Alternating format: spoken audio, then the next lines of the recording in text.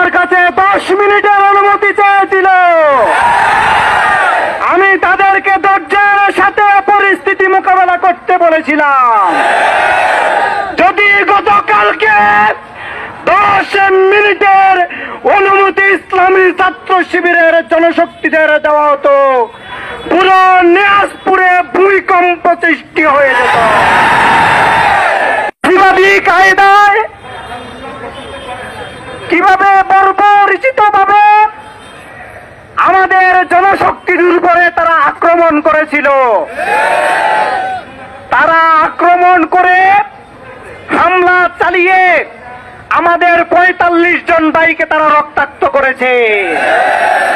আমরা আজকের এই সমাবেশ থেকে ঘোষণা করতে চাই, এই 45 জন ভাইয়ের রক্তের বদলা আমরা নেব ইনশাআল্লাহ।